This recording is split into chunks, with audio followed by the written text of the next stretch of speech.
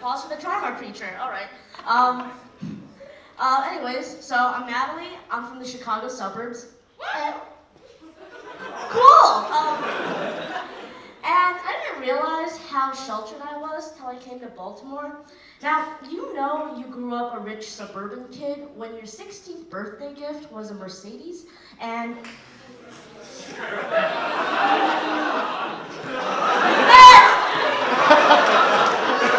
guys are the worst egg, come on.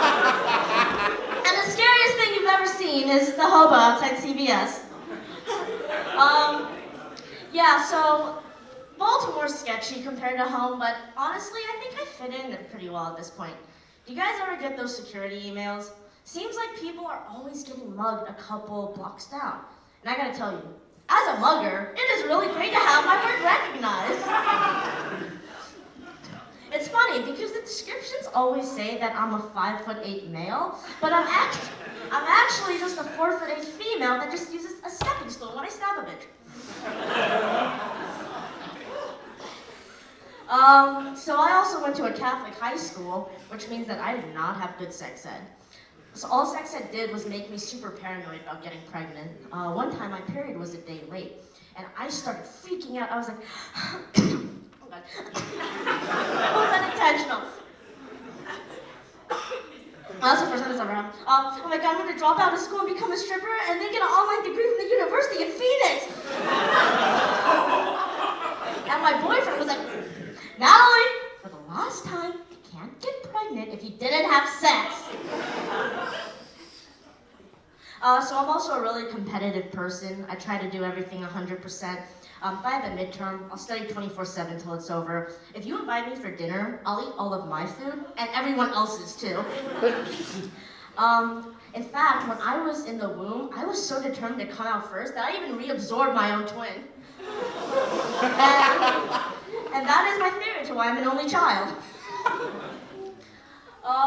So, speaking of competition, I think people get oddly aggressive over Brody room reservations.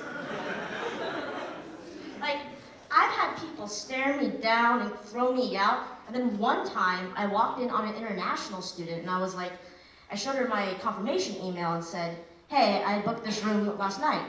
And then she showed me her receipt and said, but I bought this room this morning.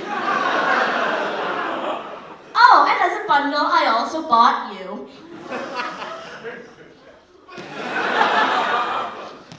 You missed again.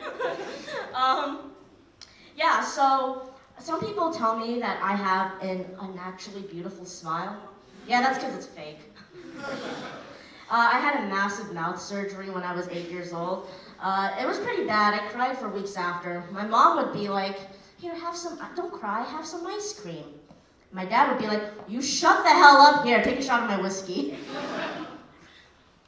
Okay, so the real reason that I had to get a mouth surgery was because I had a tooth that was growing into my nose.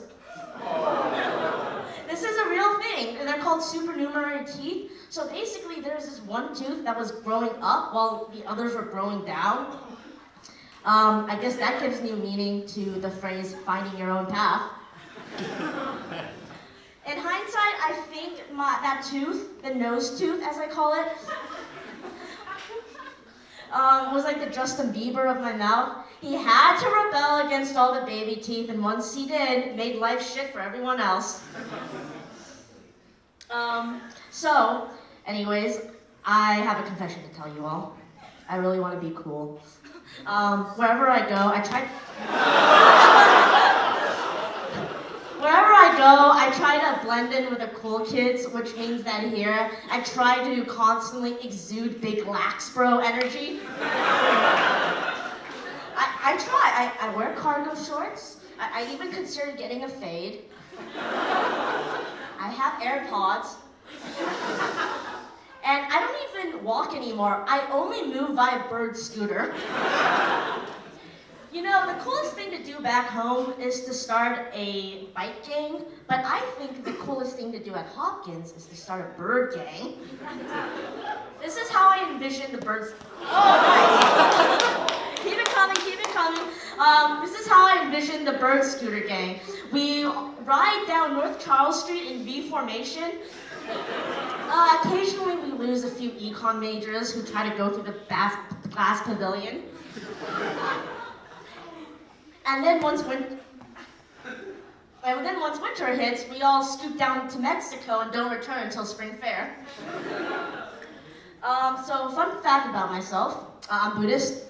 Even though I don't like to brag about being Buddhist, for some reason every white guy I've ever dated does. Quick question, does anybody here know what the symbol of Buddhism is? Oh, so now you're all afraid to yell swastika. I'm serious. The symbol for Buddhism is literally an inverted swastika. And I was so shook when I went to Tibet because every building, every car, every yak had a swastika on it. I was like, holy shit, the Tibetans are the OG Nazis.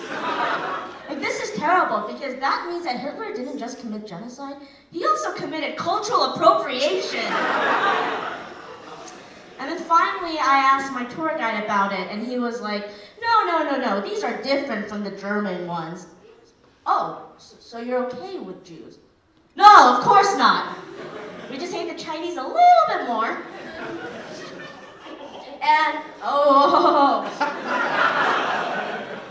I didn't know tomatoes for swastikas. Okay, interesting. And on that happy note, thank you for your time.